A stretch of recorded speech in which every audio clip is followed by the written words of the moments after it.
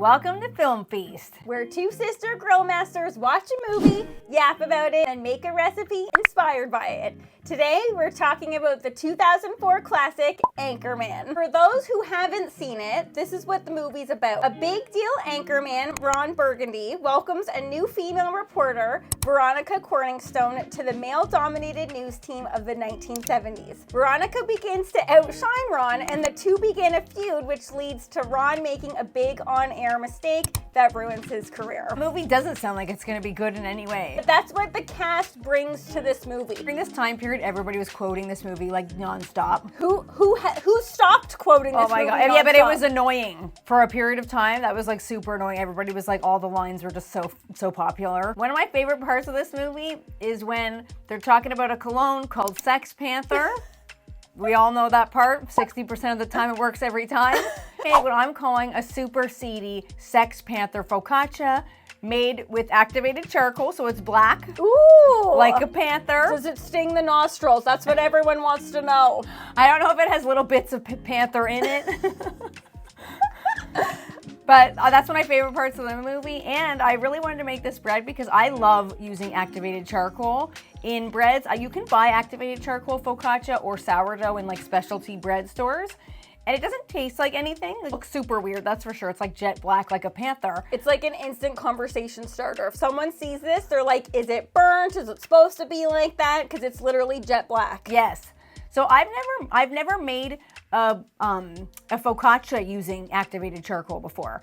So I was like, I don't know how much to put in here. I love putting seeds whenever I make bread or focaccia, just because I personally like when you're having toast and there's like little bits of seeds in there. Who doesn't? So I put hemp hearts, sunflower seeds, pumpkin seeds, let's see here, poppy seeds, sesame seeds, Ooh. like every seed you can think of. Very Sex Panther. I put in there. I'm instantly wanting to not necessarily eat this fresh. I feel like it would be delectable fresh, but I think that this would instantly make a phenomenal piece of toast. It's good fresh and toast. And I just didn't know how much charcoal to put in, so you'll notice I keep adding more and more. I think though the activated charcoal, it's like when you're baking and you're like adding food coloring and you're like, this doesn't look like enough, but then as soon as it gets baked, it's like so vibrant. It is, but I just wanted to make sure that I wasn't going to get to the end and it was going to be gray. Like I wanted it to look super, super dark. Gray would be disgusting and off-putting. Yeah, so I did put in a whole beer in this recipe. Ooh. And some scotch. Yes, buddy. It's not actual scotch because I don't own scotch, but I think it was like whiskey or something. But I had to put a little shot in for Ron Burgundy. I absolutely love it. A little bit of scotch going in. Okay, so I don't know if you knew this, if you're a big fan of the movie, but this film was actually pitched 20 times before it was picked up. I didn't know that. In all my research, I didn't know that. 20? Yeah. So I found that to be a very like inspirational message because that movie was so popular. It's got such a cult following even to this day.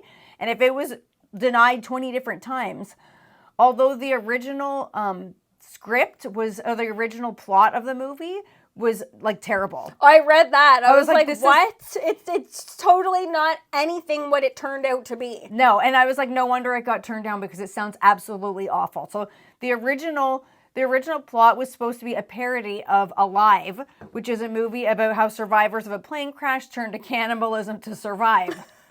But with like anchor people and monkeys and like I was too much. It was too much. It sounds terrible. Yeah. It sounded terrible to me. So I'm glad that movie didn't happen. I'm glad it didn't either. And sometimes I feel like the rejection can be a good thing. Like in life, because obviously they went back to the drawing board apparently 20 times. And then eventually they got to Anchorman the way that we know it today. So that's awesome. Yes. Very inspirational. Yeah. Just a note on the focaccia. I love a no-knead focaccia. Oh, this is no knead? It's a no-knead. So you'll see, look, I've never trusted that. So when you say no knead, you literally are just mixing and leaving it at that. Yeah. I have never trusted that once. I love this recipe. So I developed this recipe for a beer focaccia last year and just built upon that recipe, adding it looks gorgeous. The activated charcoal. So the key to a no-knead is time. So you do have to leave it overnight. And in the fridge. In the fridge. And then when you take it out the next morning, it has to come to room temperature and then you smear it out and then that still has to stand for 4 hours. So it's a long time, but it's like you're letting time and the yeast do all the work. And you'll see when I cut it later, there's nice big pockets in it. Ooh. It's so good and so pillowy, and it's nice and soft because you're not really kneading and you're not activating those gluten, so it's not tough. I wonder if this way is more flavorful, because not that it's fermented, but through time, it's going to add a little bit more flavor than just a freshly made one that you knead it, you wait an hour, you bake it. Well, I have left it out of the fridge to ferment it a little bit more.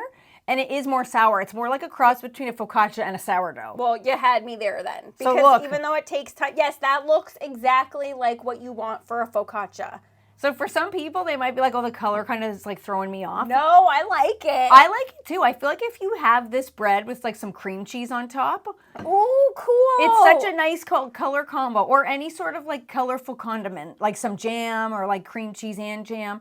It just looks really striking. And for photos, Imagine a sandwich with that. yes. Ooh, that would be amazing. I don't know, honey, if you knew this. But speaking of this like Veronica Corningstone look you got going today. I tried. I actually changed my shirt. I was like, I've worn this shirt 1,000 times, and I'm like, this is so 70s because the floral. The tie thing is so 70s, and I tried to do my hair like Veronica Corningstone, which turns out this is how I do my hair. That looks like your regular hair. So, is it Veronica Corningstone inspired? I tried, but apparently it's just Flirty Murdy inspired. It's just regular Murd. So Veronica Corningstone is almost played by Maggie Gyllenhaal. Read that too. Instantly did not like that. Didn't like it. Didn't like it at all. And then you know who else also auditioned for Veronica? What's that girl that's one time someone said I look like? What's her name? The blonde one that has like a funny voice. That Judd Apatow's wife. Leslie Mann. Yeah. Yes. So he was part of this movie, so he wanted to cast her, and apparently she almost got cast, but they said she didn't have the like vintage sweetheart vibe that Christina. I think she does. I think she does. Christina Applegate's face is like cuter. That girl has she's beautiful, but she doesn't have that like sweet, cute, wholesome. Agreed. I do agree with that. And obviously, like we say in most of these, I can't picture someone else playing that role because Christina Applegate absolutely nailed it. Yes. But Leslie Mann, I do think that she has like a retro, they could have made her look retro. I think they could have worked with her, for sure. Okay, let's just pause for the focaccia here.